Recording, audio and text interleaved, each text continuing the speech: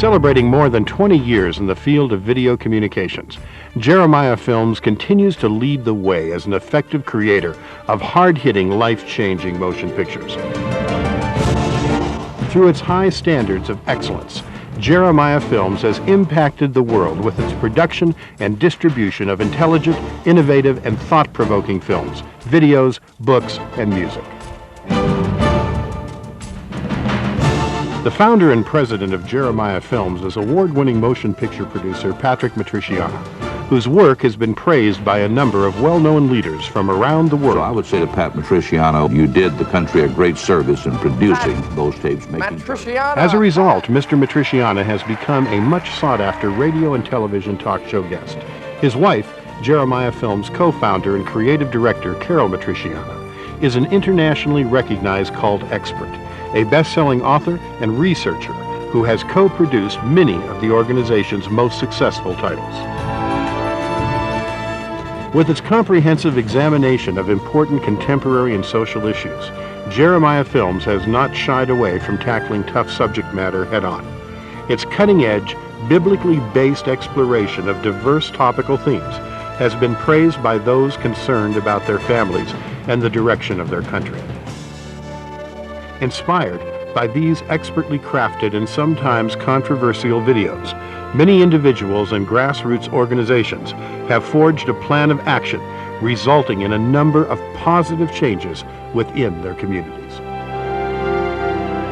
We at Jeremiah Films invite you to join with us as we continue to educate and equip those who desire to know the truth concerning the many challenges facing our world. For a complete list of products, including new releases, visit our website at www.jeremiahfilms.com or write us at P.O. Box 1710, Hemet, California, 92546. To place an order, you can email us or call toll-free 1-800-828-2290.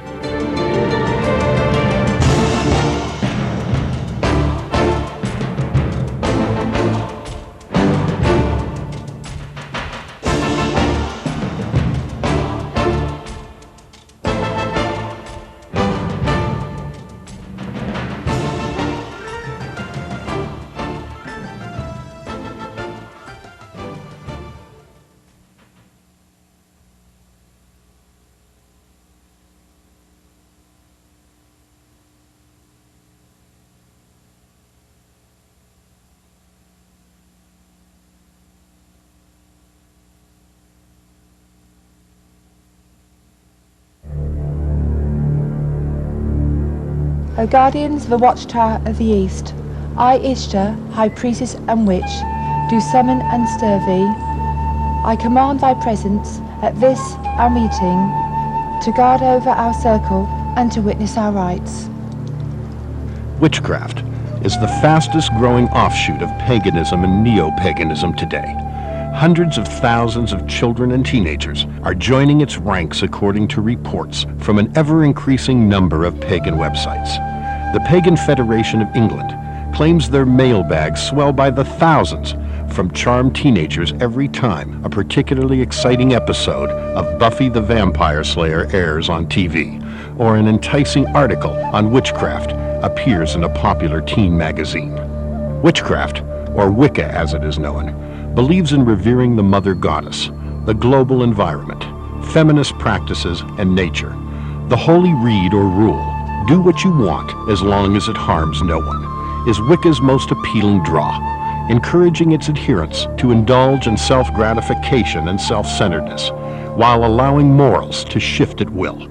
Wicca teaches there is no absolute truth or sin, and replaces the patriarchal male creator god of the Bible with a belief in both male and female gods. Most pagans and witches believe they must communicate with supernatural spirits, which they refer to as forces of nature, in order to receive wisdom and power for magical skills. They also embrace the concept of self-empowerment by awakening internal spirituality through meditation, visualization, and other mind-altering techniques of self-hypnosis. Dimly lit parlors or New Age fairs are no longer the only places to practice secret magic, fortune-telling, spell-casting, or potion mixing. As a result of aggressive marketing campaigns, a wide variety of witchcraft techniques offering powers of control for personal achievements can now be found in bookstores, on the internet, in public schools and libraries, and throughout the media. Hollywood's presentation of witchcraft as exciting and glamorous has further increased its appeal to young audiences. Enhanced by digital technology and revolutionary special effects, occultic spells and rituals are given visually stunning portrayals, as are the depictions of supernatural beings, ghosts, demons, vampires, mythological characters, and even Satan. A growing number of cartoons and television dramas aimed at increasingly younger audiences further seduce children with the allure of sorcery and divination. Occultic themes are frequently woven into the storylines of primetime series, which has undoubtedly contributed to the practice of magic as being the fastest growing mystical attraction among teenagers. The spectacular growth of the internet, which occultists refer to as the portal of transcendence, has further fanned the fascination of spiritual alternatives. An unprecedented amount of occult literature is available online. At Amazon.com, for example, consumers can find more than 1,850 books on witchcraft. And in addition, hundreds of websites are dedicated to marketing witchcraft specifically to children. Pagans and witches worldwide can now communicate and perform ritual magic online through an ever-expanding number of highly networked, occult-oriented chat rooms. Countless websites now offer everything from poison rings to spells for young people seeking empowerment. Each year, thousands of teens are turning their backs on Christianity and joining witches' covens in order to learn spells so as to pass school exams, attract boyfriends or girlfriends, and get rich. The secretary of the Magic Circle's Young Magicians Club credits the Harry Potter books as the latest rage, which he says has rekindled the childlike approach to the fact that the impossible may be possible. He gives thanks to Harry, who he says has sparked an interest in pure magic, real magic, strong magic. Harry Potter, the orphan child wizard, already famous in his own magical world because he survived the murderous black magic death curse of the evil Lord Voldemort, has now duplicated his fame in the real world. Under the category of children's fantasy literature, sales of Harry Potter books have received phenomenal acceptance worldwide, breaking all records in children's literature. With over 100 million books sold in 200 countries, Harry Potter has been translated into more than 40 languages. A massive global marketing campaign, partnered by Warner Brothers, Mattel, and Coca-Cola, guarantees that the Harry Potter image will be kept before the public for years to come through films, toys, video games, and every type of merchandising product imaginable. According to a U.S. Consumer Research Survey, over half of all children between the ages of 6 and 17 have read at least one Harry Potter book, with thousands reporting multiple readings of all of the books. These volumes range anywhere from 309 to 734 pages. While many parents are thrilled by the prospect of their children taking an interest in reading, other parents and educators view Harry Potter as the latest tool being used to disciple children into the darkest aspects of black magic. Through Harry Potter books and audios, children as young as kindergarten age are being introduced to human sacrifice, the sucking of blood from dead animals, and possession by spirit beings. Set in England, the Harry Potter story begins on Halloween night, with the murder of Harry's parents by the evil Lord Voldemort. Through the sacrificial goddess magic of his mother's love, baby Harry is saved, and his blood is given magical powers. Unable to kill Harry in revenge, Voldemort sears a death curse of a lightning bolt on Harry's forehead. In the real world, thousands of young fans demonstrate their allegiance to Harry by taking the mark of the lightning bolt on their own foreheads. There's no such thing as magic.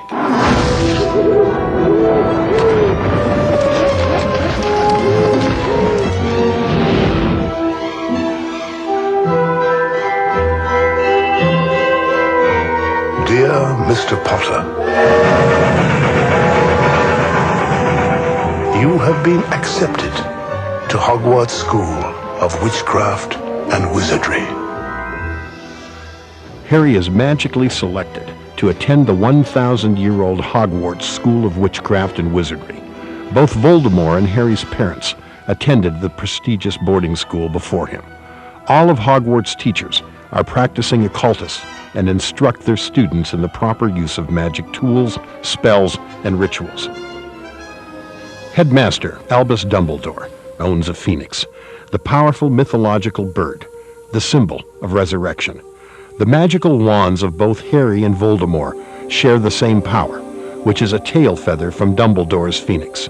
Therefore, in the world of Harry Potter, the power source of Harry's so-called good magic and Voldemort's evil magic is one and the same. The question is, should parents be concerned that the alluring power behind witchcraft is being made to look innocent and is being targeted towards their children through the Harry Potter phenomenon?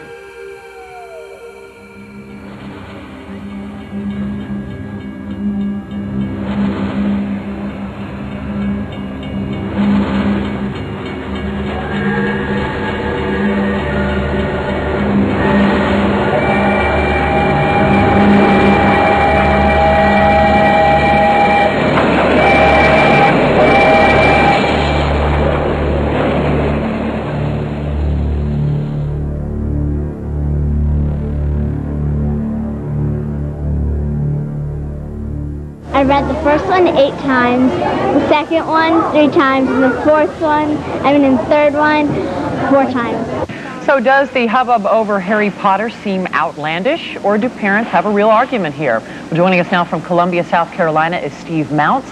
He's a parent who has expressed concerns about the book's use at schools. Also joining us is Jennifer James from Watertown, Massachusetts. She is a children's book buyer for Wordsworth Books.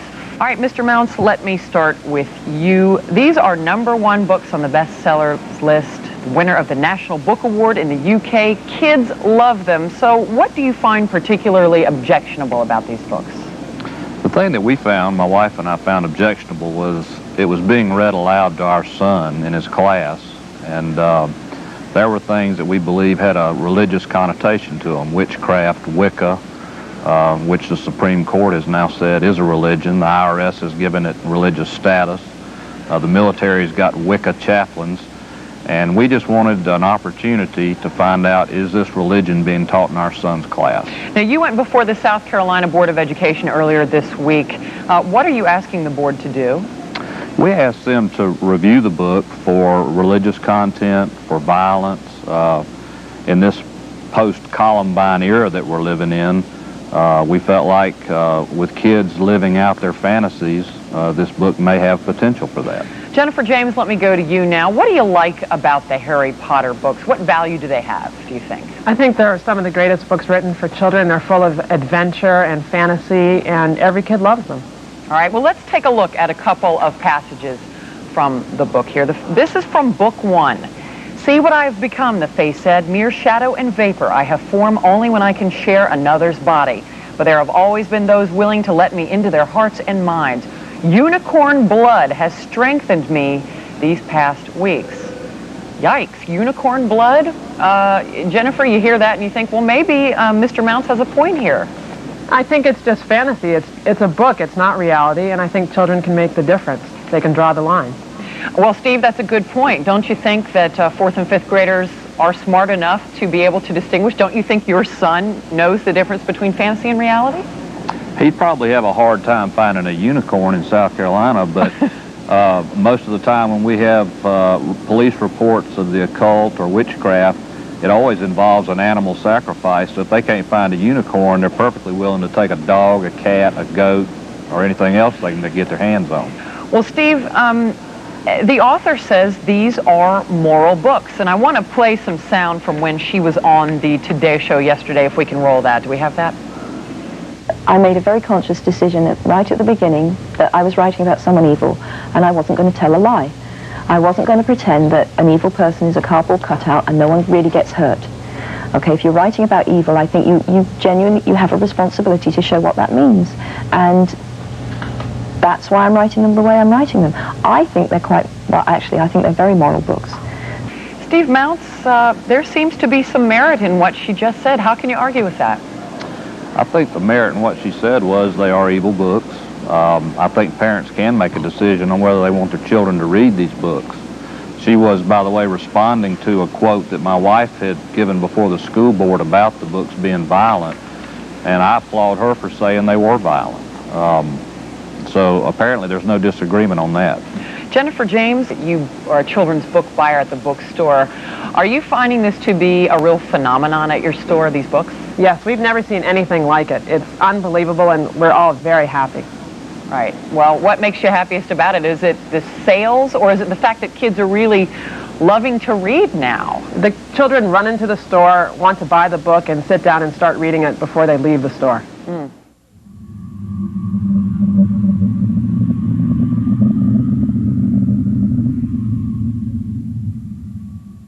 Robert McGee is the author of The Search for Significance and founder of the Rafa Treatment Centers. There are those who defend the Harry Potter books by saying they're just fantasy. And so when people object to these books, they're made to look like fools, because the people say, how can you object to these books? They're just fantasy. But that line of reasoning would tell you that you could include in fantasy any violence, pornography, whatever you wanted, and still defend those books by that very same statement. As an expert in world religions, noted cult and occult researcher Caryl Matrisciana has authored the best-selling books Gods of the New Age and the Evolution Conspiracy, and has written and produced numerous videos for Jeremiah Films. Many argue that Harry Potter is just merely children's fantasy, and therefore it's harmless. The lie about this is that witchcraft is reality. J.K. Rowling, the author of the Harry Potter series, has gone through an awful lot of research. She is very accurate, otherwise we would have witches all over the country and the world saying this is not a true representation of our religion. This is a true representation of witchcraft and the black arts and black magic, and yet we have people that say this is merely fantasy and harmless reading for our children. Actually, what makes this more dangerous is that it is couched in fantasy language and children's literature and made to be humorous and beautifully written and extremely provocative reading. And it just opens up children to want to have the next one. This is what is so harmful. Joanne Rowling majored in mythology in Exeter University in England. She has borrowed not only from pagan religions, Celtic religions, the religions of the Druids, witchcraft, Satanism, a lot of the spells, the incantations, the philosophy behind the mythology and the religions is being put into Harry Potter's books. Yes, Harry Potter may be fictional, but there is a lot of religious teaching in symbols that perhaps the reader doesn't always pick out.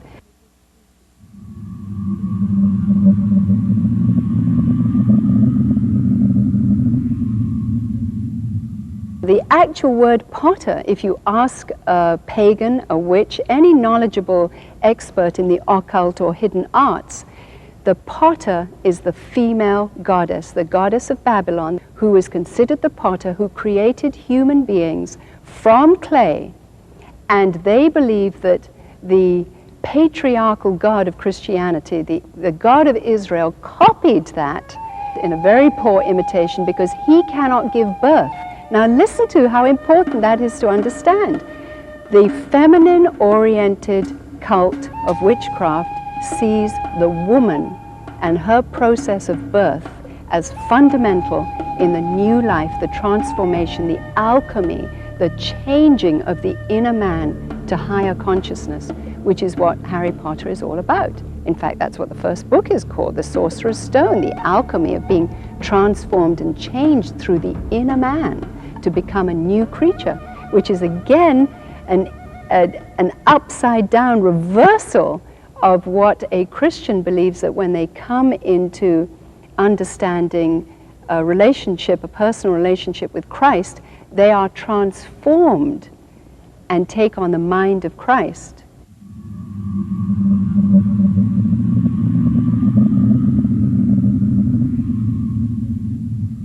The concept of fertility-based cults, feminine-oriented cults such as witchcraft, is the concept that the new birth can take place inside through meditation. You have inner transformation, inner wisdom, inner knowledge. And all this is done through concentration, visualization, all through Harry's books. Hermione and others say, concentrate, Harry. If you concentrate hard enough, you can have what you want.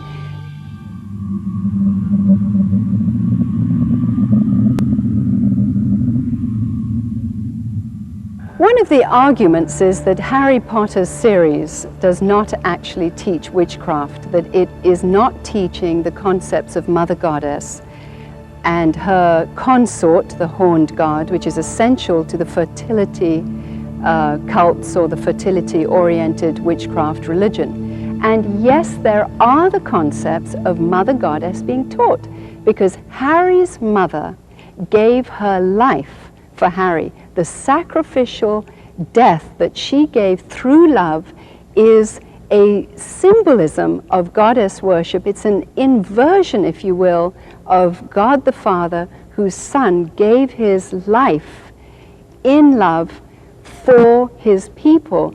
Now, the concept of teaching Mother Goddess is very, very important. Harry's mother gave her life for Harry so that he should be saved. And through this love sacrifice, Harry was protected from death.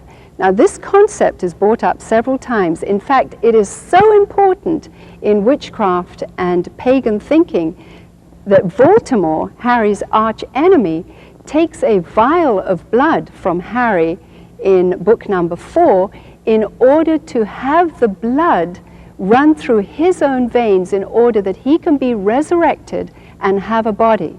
That is how powerful the blood sacrifice is.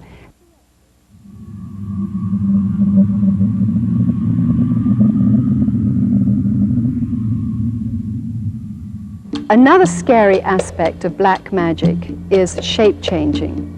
The concept of being able to become an animal, change into an animal. Harry's father appears to Harry in a shape change later on. Even though he's dead, he appears as a stag, the horned god.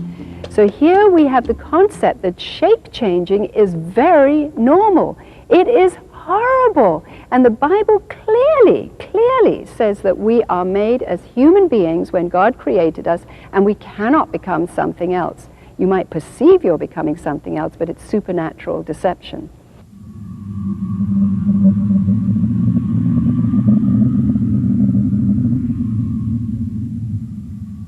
The evil Lord Voldemort also went to Hogwarts School of Witchcraft and Wizardry with Harry's parents. And we're not awfully sure what the reasons are, but for perhaps jealousy, because Harry's parents represented practicing the white side or the good side of magic. Voldemort, at the birth of Harry, wanted to kill Harry and Harry's parents.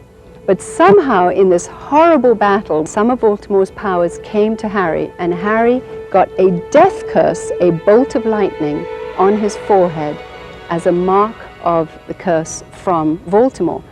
Also, another interesting thing happened. Harry also acquired a power that he was able to talk to snakes, which is the same gift that the evil Lord Voldemort has.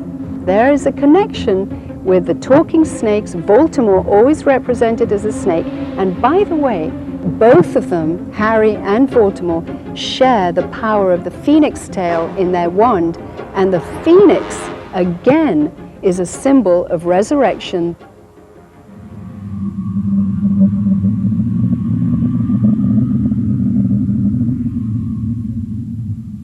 Witchcraft is a religion. It gets tax-exempt status. It has a military chaplain. It is recognized as a religion, a practicing religion. It is the fastest growing religion in America, incidentally, as well. I regard myself as a natural witch. I regarded myself as a witch since early childhood. I was brought up in a very isolated part of the country, on the Welsh border, which has a long tradition of magic.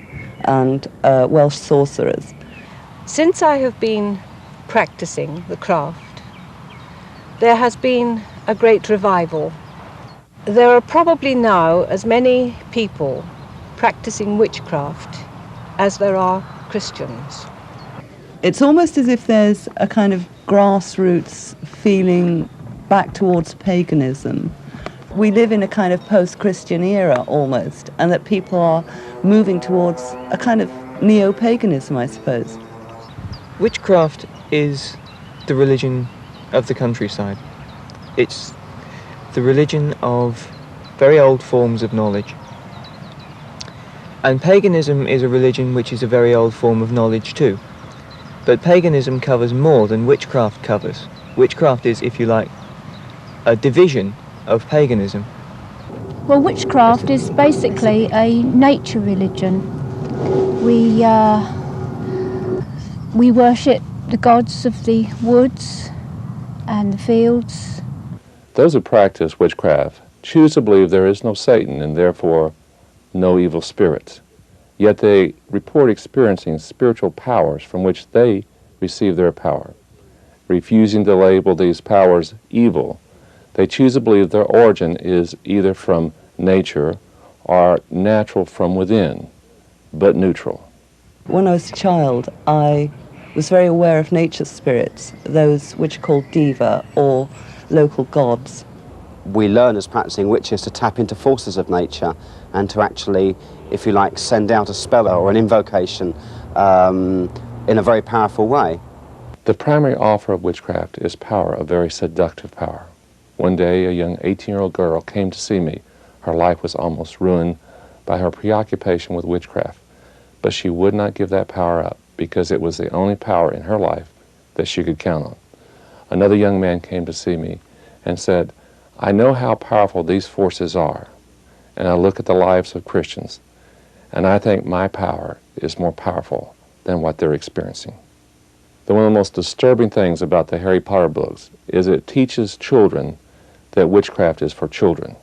It does this by allowing children to read about other children in a school setting and watching these children learn how to use spells and all the other elements of witchcraft. It teaches these children that witchcraft is just not for adults, but that children can access this power and use this power also. If you say there is no real power in witchcraft, then you should have no problem with the Harry Potter books.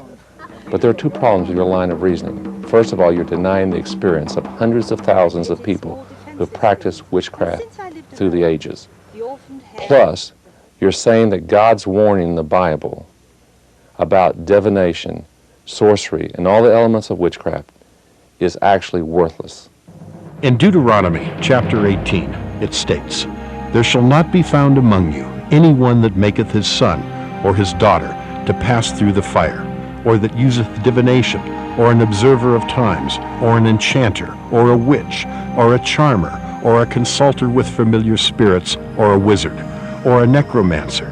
For all that do these things are an abomination unto the Lord. And because of these abominations, the Lord thy God doth drive them out from before thee. In 1 Samuel chapter 15, God identifies witchcraft as a sin, for rebellion is as the sin of witchcraft. Despite God's warning, many youth, including Christian youth, don't see much harm in witchcraft. So they see their friends casting spells and being involved in all manner of witchcraft and do not understand the dangers. They do not know that they're opening doors in their life to spirits which will come in and create very compulsive behaviors. And this is why many in witchcraft are compulsively into drug usage and to sexual activity and all manner of conduct which is very destructive. And yet, why should they be concerned when they hear nothing from the adults that warn them of what's coming? When a child is captured by witchcraft, they rarely choose to get out until very much later in their life, after they have lived a very miserable existence.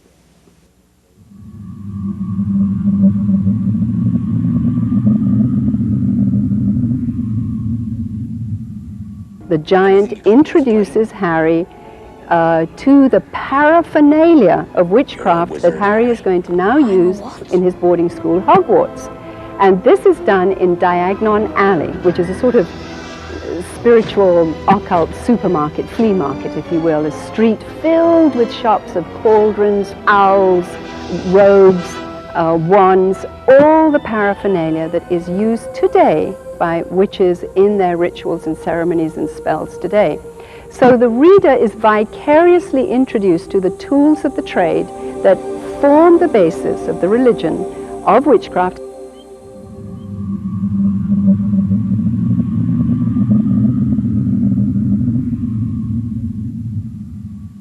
Many have argued that Joanne Rowling is not teaching the children witchcraft and the books are not about witchcraft because the spells aren't legitimate spells, and because J.K. Rowling just pulls out very, very funny Latin words, and she obviously knows her Latin, and she's very humorous with the way that she tosses out expelloramus, which gets rid of a spell, or any of the other numbers of spells that she puts in Latin. Petrificus totalis. The principle is that if you learn certain words, you can have power. And the books, the Harry Potter series, are connected to websites that get you into arenas where there are experts at teaching you the spells, the legitimate spells. What the reader is being introduced into in Harry is that there is legitimacy in rituals and spells, which are a sort of another word, let's say, of repetitive prayers, as Jesus said in Matthew, that don't be like the Gentiles and the pagans that just repeat their prayers for what they want. Queen of heaven, Queen of hell, horned hunter of the night, lend your power unto our spell, and work our will by magic right. This is what spells are, repetitive prayer, which sort of induces a self-hypnosis that gives you the idea that your inner potential power, your psychic abilities, can bring about what you are visualizing in your head.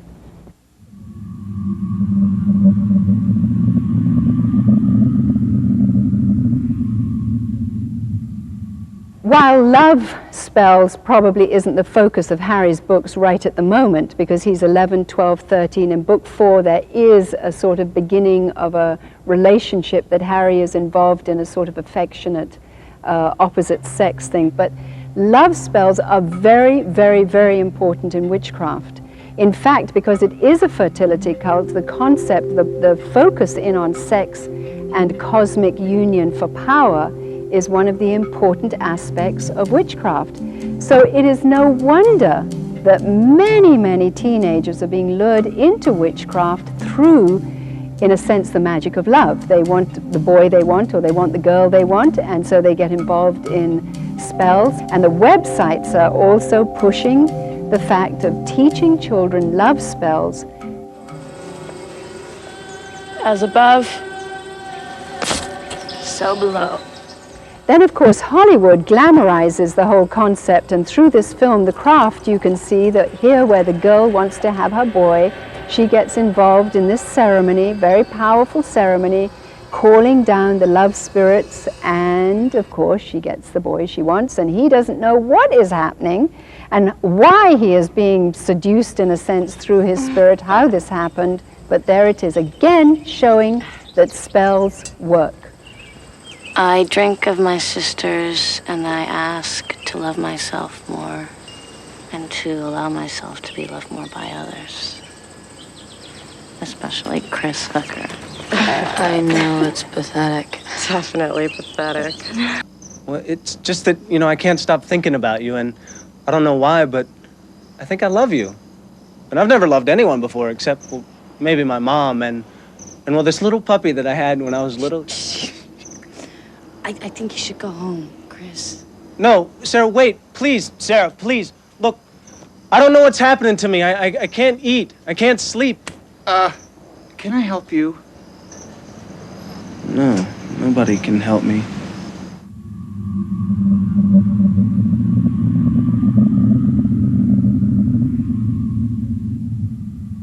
Then there's the concept of curses. Now, of course, white witches or those that purport to be on the white side of the occult or hidden knowledge will say that they don't use curses in a derogatory way. However, Harry symbolizes white magic, and Harry uses curses or his magic for vengeance. When his auntie says something horrid about his dead mummy and calls her a name that Harry doesn't like, he does magic on her and she blows up, she gets bigger and bigger and bigger and bigger, and that is very, very cruel magic, and that is a curse and the sort of extension of spells that Harry is learning. So the reader is learning that they can be involved in vengeance through curses, and perhaps the curses in Harry Potter's books aren't legitimate curses, but once again they can go to the websites to get legitimate curses. But the point is that here is a practice that God finds so distasteful because he says that vengeance is mine and we are not to retaliate and cause poison through curses to our enemies. Harry Potter isn't the only book that's going on and on teaching the readers that curses have power. Hollywood also is showing us that curses have power. There's this graphic scene in The Craft that shows that a girl has upset another girl, and so there's a little braiding in the scene here that she wants to put a curse on her through her hair falling out, and through the power of the curse and the rituals and whatever words are used, the hair falls out and this girl is screaming and writhing and says she doesn't know what's happened. And of course she has no idea of the curse, but what's being told to the viewer is that there is power in curses, there is power in magic.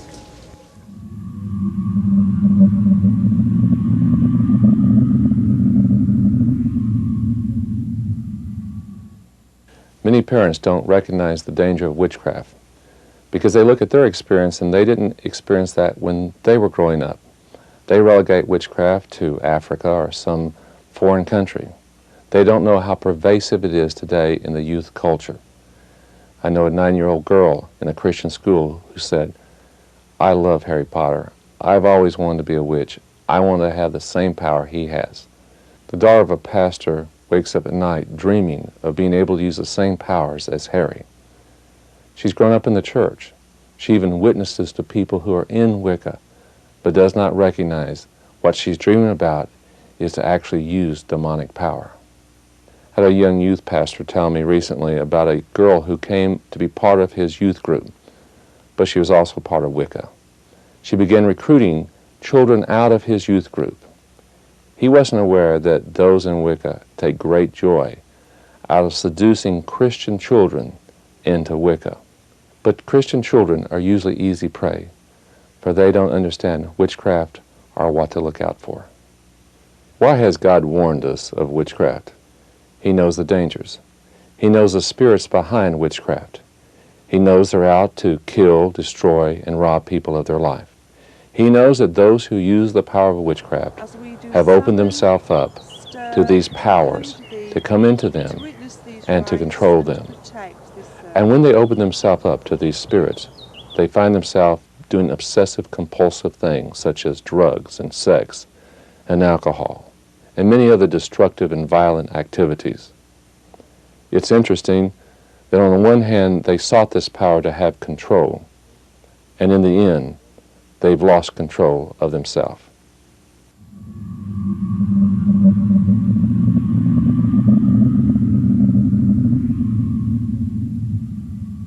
One of the arguments is that Harry Potter's series does not actually teach witchcraft, that there's no celebration of seasons. That is not true. By not using the seasonal terms, the argument is that there's no celebration. The Harry Potter series celebrates Halloween, which is a seasonal festival. While it's been given a Christian name, it is still a seasonal festival. In fact, at Halloween time, there are deaths and murders and bloodshed, and Halloween is considered a very important time to have blood sacrifice. So here we see very terrifying elements of the dark side of seasonal worship in Harry Potter, lightened up, given a frivolity, called the Christian holidays, so it covers for the seasonal holidays. I can't really say when I became interested in Wicca, because it's always been part of me, part of my roots. I love Halloween. I think I'm a very autumn person. We dress up the house with cobwebs and so on, and we cast a circle, and we have a smoky cauldron, and we all scry, which means do clairvoyance, into the smoke which comes out of the cauldron, and we open the gates of the underworld, and if any spirits want to come forward and speak, we listen to them. My first initiation, when I became first degree, was on Halloween, and I felt very, very much in tune with the God.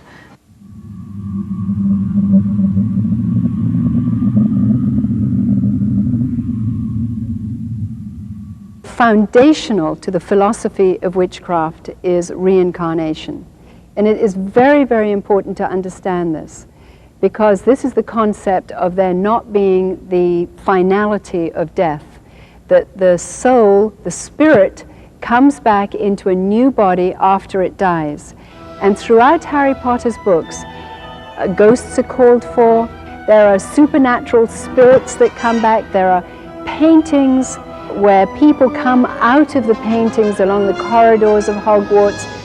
All of this gives the child the concept that there is no death, that it's perfectly normal interacting with spirits, with ghosts, with things that look half human, half animal, mythological figures that, like the unicorns and the creatures that Hagrid has in his class of mythical creatures. All these things fire up the imagination of the young reader to think that when they get involved, that they're not fearful of it because it's part of Harry's world, it's part of Hogwarts, and so the element of fear is taken away.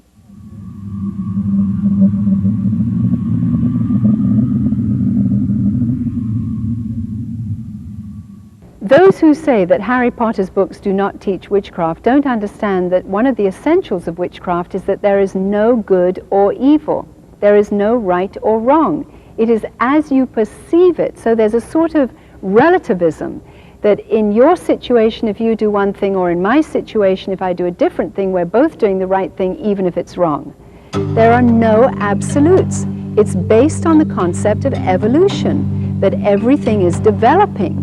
And as we are taught the concept of evolution, which again is synonymous with reincarnation and things are developing, so we get that there is no absolutes. There is no right, there is no wrong. In fact, throughout the books, Harry is rewarded when he deliberately lies or deliberately does something wrong.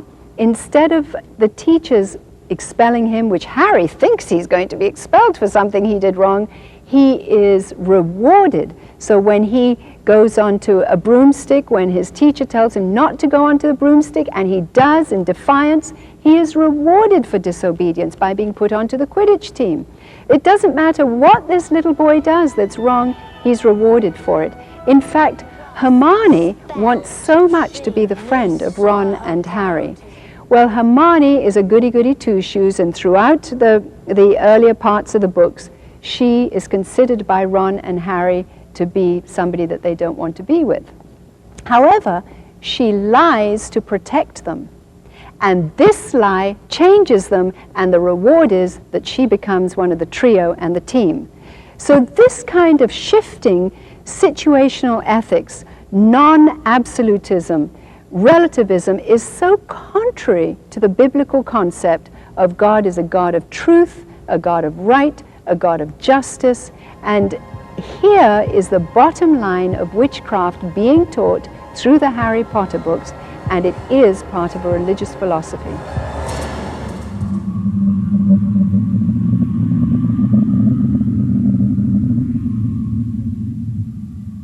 The lightning bolt is a mark of power from the god Thor, again the horned god, a god of power.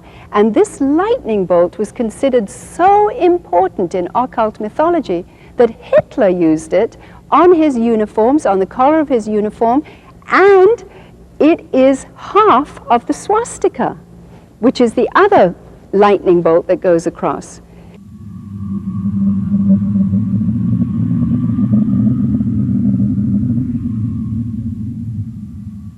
You go to any feminine-oriented cult, ask a witch what the significance of the broom is. It's a phallic symbol, and it's very important in feminine-oriented cult worship. And the concept of being on a broom and riding is so that you can be moved into an astral projected state, into another dimension, to be able to have deeper powers. Good afternoon, class. Welcome to your first flying lesson. Stick your right hand over the broom and say up. Up! Wow. Mr. Longbottom, exactly where do you think you're... The same with the pointed hat, which again is a phallic symbol in occult reasoning. So all these symbols that are there, of the brooms, the pointed hat of the witches, the unicorn, that is all part of witchcraft and occult symbology of the fertility cults.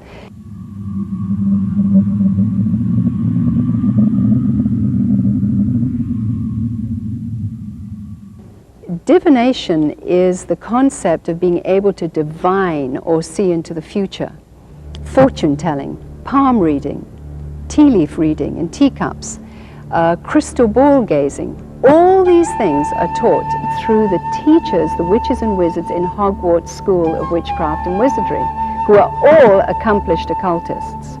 Children are being vicariously taught the dark arts, the arts which witches today are learning, many pagans today are learning. Now there's a difference between divining, seeking knowledge for the present or future, and sorcery, which is the manipulation. It's not the discovering of the future, but it's the manipulation of things right now that can change or influence a current situation or a person. Now that is how I got into the New Age, because I wanted to manipulate through powers that I was told were in my inner potential, that I had psychic abilities if I could develop them.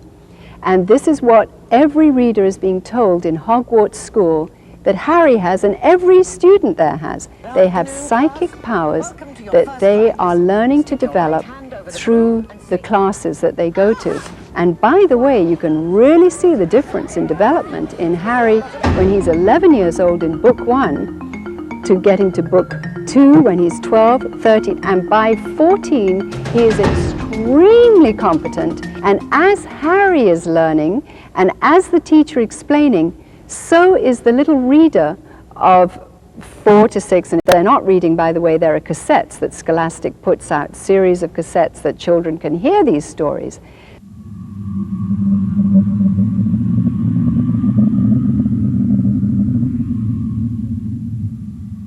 Many of the parents that I talked to said that there was absolutely no trouble with Harry, in the sense of that they as children had read Alice in Wonderland or Sleeping Beauty, and even many Christians say that, having read C.S. Lewis, who also talks about witches, that these things, witchcraft has not influenced them today, and they are not proponents of witchcraft. However, I think there is a real difference and distinction here, because in Sleeping Beauty, the witches there didn't teach the child watching or the child reading how to be involved in the inner intricacies of sorcery, which is to manipulate powers so that the child can have what the child wants or what the child craves. So these people that, yes, they saw witchcraft, they saw that it was bad, as in C.S. Lewis, who clearly defines it within a biblical worldview.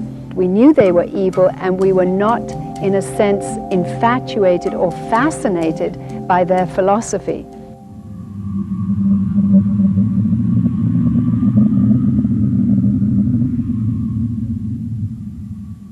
Some Christian personalities are saying that Harry Potter's magic is just purely mechanical magic.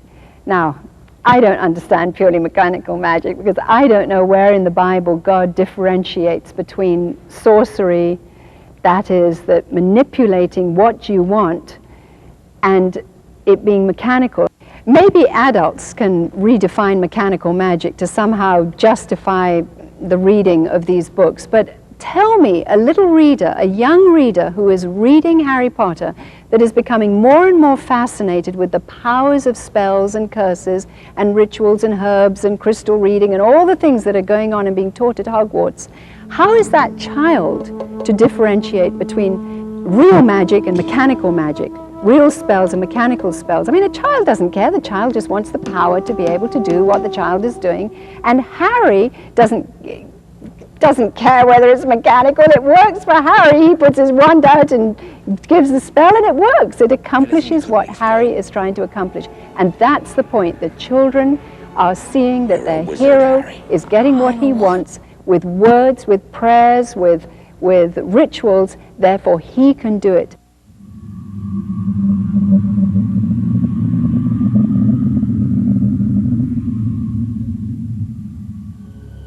My deepest concerns and fears about Harry Potter is the teaching of the dark arts, the blackest of magic that, quite frankly, I didn't even get into in all my years of New Age because I was so scared of it. And yet here, it is graphically explained to young children how to be able to fight the dark arts, to defend yourself against the dark arts through an actual class called the Defense Against the Dark Arts by a black occultist. And in each of the books, the dark teacher changes because in one case he's killed and because he's possessed by Voldemort the snake.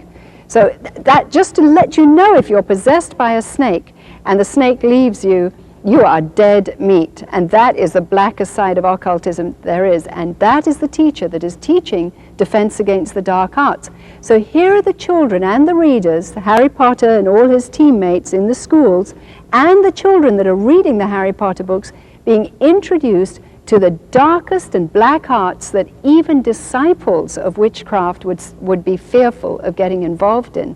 And then they're told that through their imagination, through stronger concentration, through stronger self-hypnosis, through their own power within themselves, which is being taught by the witches and wizards, they can defend themselves against the dark arts. And there are several very scary situations where the boggarts, as they're called, these horrible things that children fear, and you're told to think of anything that you fear, conjure it up, bring it to yourself, and then be able to fight it.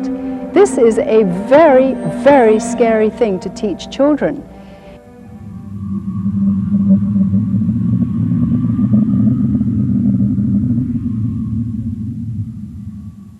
There's a possibility if you don't cast a circle, the forces that could come into the room could take over in a form of possession. We had one example here where one young woman, a nurse, was possessed by, I don't know what it was, but a horrible voice came through her and she passed out. Hail to the guardians of the watchtowers of the East, the powers of air and invention. Hear me! Us. Hear us. Hail to the guardians of the watchtowers of the South, powers of fire and feeling. Hear us! Hail to the guardians of the watchtowers of the West, powers of water and intuition. Hear us! Hail to the guardians of the watchtowers of the North by the powers of Mother and Earth. Hear us. Aid us in our magical working on this May's Eve. Serpent of old, ruler of deep, guardian of the bitter sea, show us your glory. Show us your power. We pray of thee. We pray of thee. We invoke thee.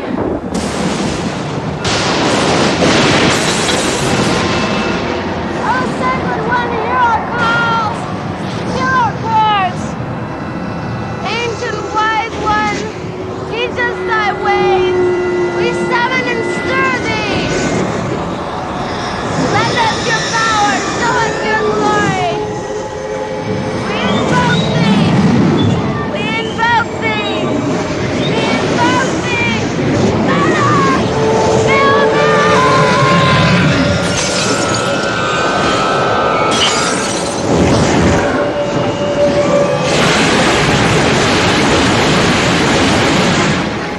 have what we call contacts. There are other names for them.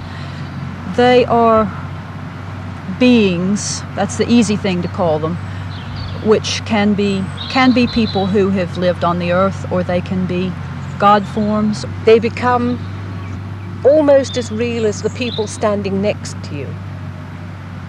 And whoever else you call doesn't actually materialize. You can't see them in the physical sense, but mentally you know that they are there. You can see them in your mind's eye. I have, on occasion, touched upon,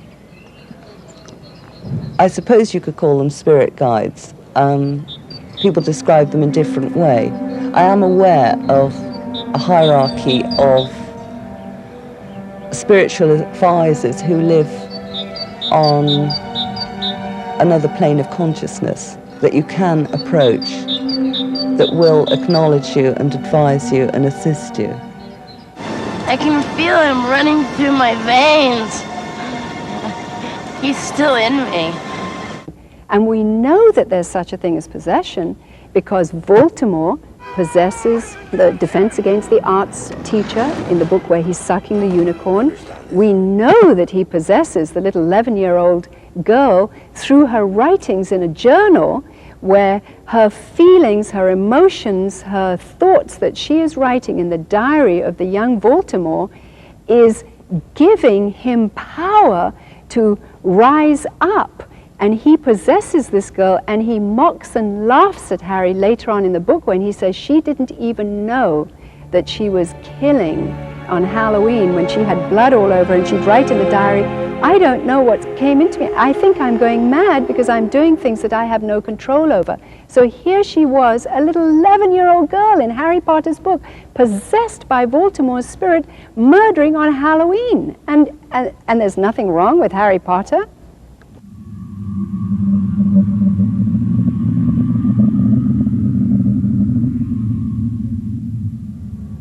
As the largest publisher of children's books in the world, Scholastic Inc., the U.S. publisher of the Harry Potter series, supplies nearly every public school in America with its products, thereby reaching more than 32 million children each year.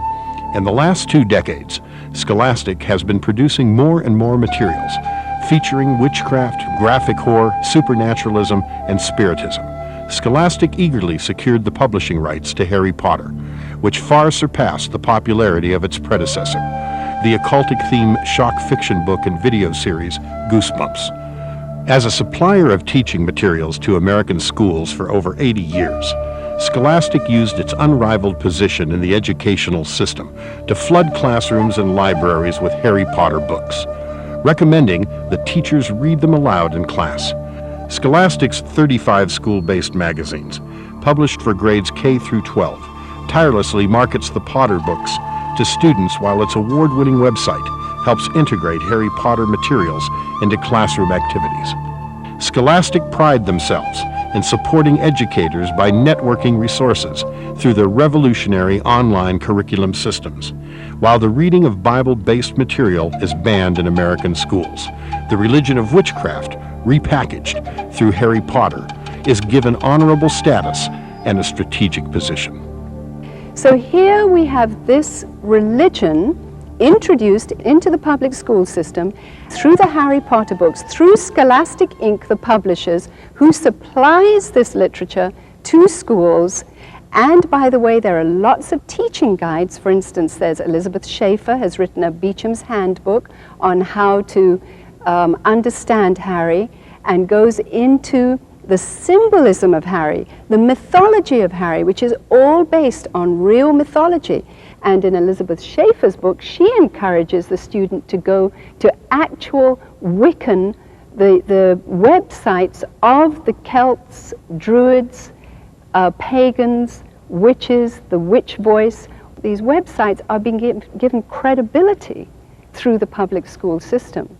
She also went into undermining the Bible, choosing Christian mystics that did not find the Bible the infallible Word of God, and her arguments were anti-Christian and anti-biblical. Now, when I tapped into some of the web pages that Elizabeth Schaefer recommended we go to, and from her site where she introduces, for instance, going to the Witch's Voice, as I started going into these sites, I actually got email back thanking me for being interested in witchcraft and introducing me to basic 101s in witchcraft by practicing witches from the Witch's Voice, a website that is used by witches today. The bridges were so clearly seen by me that, okay, the child is introduced to what is called fantasy literature in the school system, supported by taxpayer money. It is a religion being taught through Harry Potter, and the reading materials and tools that are supporting further in-depth discovery are taking you to websites that are further fascinating you with a Wiccan philosophical worldview. We have an indoctrination program that is enticing us to further darker knowledge that now any child, any computer literate child can just follow the web pages and visit wherever they want and have glamorous versions of lessons in witchcraft and sorcery so that they can manipulate their teacher to give them good exam results, the person they love to like them. Whatever it is that they are told will be possible through sorcery. J.K. Rowling, the author of the Harry Potter series, admitted that she got many, many requests for children that wanted to attend Hogwarts School of Witchcraft and Wizardry. And we know from books that are out there and interviews with children that they really wonder at night while they're laying awake if there is a Hogwarts that they can go to. If you go to the Warner Brothers site, they ask you to enlist into Hogwarts. Well, there are sites out there that are pulling in your children who are interested in learning more in various different schools of witchcraft and wizardry.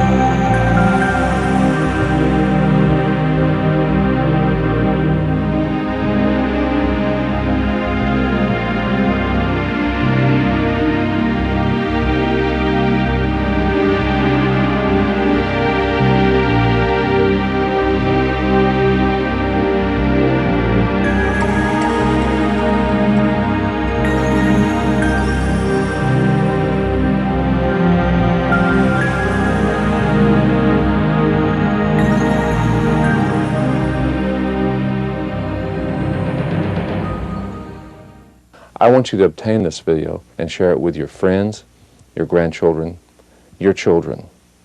And especially if your pastor has not seen this video, I'd like for you to share it with him. I know he'll want to share it with the congregation. And then there are those teachers, the school board members that need to see this film, also the politicians that govern you. There will be many, many questions that haven't been answered in this video, and many questions that your friends or relatives or readers of Harry Potter would like answered. I would like you to visit this webpage and email me with your questions, and I will try and answer all your questions through email. One of the great advantages we have today is email. There's a link on this website which will teach you how to use email to inform as many people as possible about the Harry Potter phenomena and danger. I would encourage you to come to our webpage, visit this site to get more information, to get help, to get advice, and to be introduced to materials out there that can help you with some of these concerns. On this website, there's also a place for you to subscribe to a free newsletter. In the days to come, there'll be many other issues. There'll be many other books. There'll be many other ways that the pagans and the witches attempt to influence our children. through this newsletter, you can be kept informed. Also at this website, there will be a concerned group link, which will allow people to communicate what they're doing about the growing phenomena of paganism, witchcraft, and the use of Harry Potter and related books. If this were an auto race, the pagans and the witches would have lapped us many times. They've gained this advantage because of the ignorance of Christians. To show an example, there is a book in which a person actually justifies Harry Potter through Scripture. I cannot think of anything more blasphemous. Here we have Harry Potter, a wizard, going to a school to learn how to better use demonic power. And this individual is justifying these books through Scripture. We need to be educated and aware about what is the content of the Harry Potter books, what is the phenomenon that is sweeping through the globe at the moment, and what is the purpose of this indoctrination? Where is it coming from? What is behind Harry Potter? All these things are part of our educational process. As you've noted on this video, there's a tremendous number of internet sites offering all kinds of witchcraft wares to your children. There's only one filter at this time that I know of that will filter out these witchcraft sites along with pornography sites. At this moment, there is only one filter available to prevent your children from visiting and accessing the websites that are selling your children witchcraft, sorcery, spells, occult information. Please visit our website for more details and more information about this filter that will benefit you and your family and friends. For further information about the Internet filter that blocks witchcraft websites from your home computer, visit www.theharrypottervideo.com. For further copies of this video, order online at jeremiahfilms.com or call toll-free 1-800-828-2290.